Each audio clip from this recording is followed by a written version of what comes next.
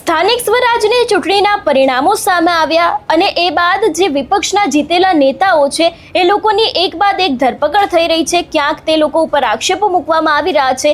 એવામાં હવે વડોદરાની આખી જે ઘટના સામે આવી છે કે જેમાં વડોદરાના જે કોર્પોરેટર છે આશિષ જોશી તેમની ધરપકડ કરવામાં આવી અને હવે આ જ સમગ્ર મામલે કરણી સેનાના એક આગેવાન મેદાને આવ્યા છે અને તેમના દ્વારા સીધા જ આક્ષેપો ડભોઈના ધારાસભ્યો પર મૂકવામાં આવ્યા છે અને કહેવામાં આવ્યું છે કે આ ધરપકડ તેમણે જ કરાવી છે.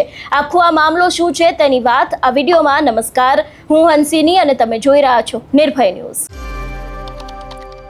ગુજરાતના રાજકારણમાં દિવસે ને દિવસે ગરમાવો આવી રહ્યો છે. એવામાં હવે વડોદરા મ્યુનિસિપલ કોર્પોરેશનના વોર્ડ નંબર 15ના કોંગ્રેસના કોર્પોરેટર આશિષ જોશીની અમદાવાદ રામોલ પોલીસે ધરપકડ કરી છે.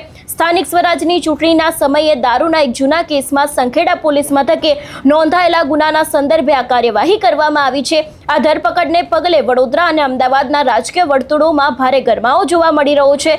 સંખેડા પોલીસ મથકે નોંધાયેલા દારૂના એક કેસમાં તપાસ દરમિયાન આશિષ જોશીનું નામ સામે આવ્યું હતું.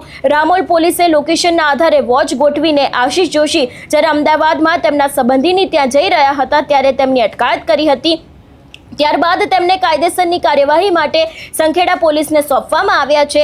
આ ધરપકડ મામલે કોંગ્રેસ દ્વારા ઘણા બધા આક્ષેપો પણ મૂકવામાં આવ્યા છે. ભાજપ સરકાર અને પોલીસ તંત્ર ઉપર પણ તેમણે આક્ષેપો મૂક્યા છે. આ કાર્યવાહી રાજકીય ષડયંત્ર ગણાવ્યું છે. તેમણે એવું પણ કહ્યું છે કે આશિષ જોશીએ વોર્ડ નંબર 15માં ભાજપના ધારાસભ્યના ગઢમાં જનતાના પ્રેમથી જીત મેળવી હતી અને તેઓ હણીકાંડના પીડિતોને ન્યાય અપાવવા મક્કમ હતા, જેના કારણે તેમને નિશાન બનાવવામાં આવ્યા છે. એક પકડાયેલા બુટલેગરના નિવેદન પર કોઈ મોટા ગુનેગારોની જેમ વોચ રાખીને ધરપકડ કરવામાં આવી છે. જે તે બુટલેગરે ભાજપના કોઈ મંત્રીનું નામ આપ્યું હોત તો શું પોલીસ તેમને પણ પકડત? એવા પણ સવાલો છે તે અત્યારે હાલ ઊભા કરવામાં આવ્યા છે. ત્યારે હવે જ્યારે રામોલ પોલીસે કોંગ્રેસ કાઉન્સિલર આશિષ જોશીની અટકાયત કરીને સંખેડા પોલીસ સ્ટેશન લઈ જવાનો જે આખો મામલો ચર્ચામાં આવ્યો છે, ત્યારે હવે કરણી સેનાના મહેન્દ્રસિંહ રાઠોડે પણ આ સમગ્ર મામલે પ્રતિક્રિયા આપી છે અને આશિષ જોશી પાસે કેટલાક એવા પુરાવા અને તથ્ય હોવાનું કહેવામાં આવ્યું છે. એટલું જ નહીં, તેમને સીધા જ આક્ષેપો ડભોઈના ધારાસભ્ય શૈલેષ સોટા ઉપર મૂક્યા છે અને ભારતીય જનતા પાર્ટીની પણ જો તેમને કંઈ પણ થયું તો આ જવાબદારી સીધી ભાજપની રહેશે એવી પણ વાત તેમના દ્વારા કરવામાં આવી છે. વધુમાં આ વિષયને લઈને આક્ષેપો મૂકતા તેમણે શું કહ્યું તે સાંભળીએ. જય માતાજી.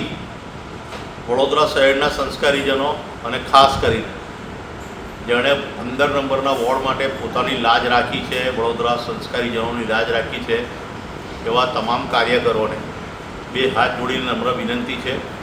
હમણાં 15 મિનિટ પહેલાં આપણને ખબર પડી કે ગાંધીનગર જતા આશિષભાઈ જોશીને રામોલ પોલીસે ધરપકડ કરી છે અને એમને હાલ સંખેડા પોલીસ સ્ટેશન લઈ જઈ રહ્યા છે.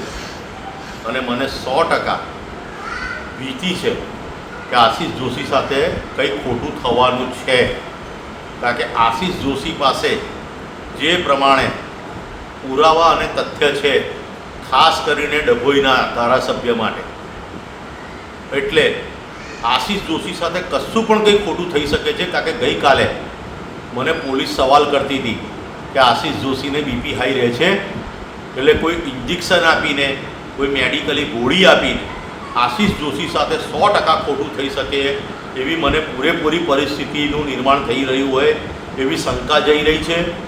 માટે જે લોકોને વડોદરા શહેરના સંસ્કારીજનો માટે લાગણી હોય, જે લોકોને આશિષ જોશી એક સત્ય માટે લડનાર, એક સાચા બ્રાહ્મણ માટે જેને લાગણી હોય, મહેરબાની કરીને આપણે સૌ આશિષ જોશી માટે ગંભીર થઈએ અને આશિષ જોશી માટે ચિંતા પ્રગટ કરીએ.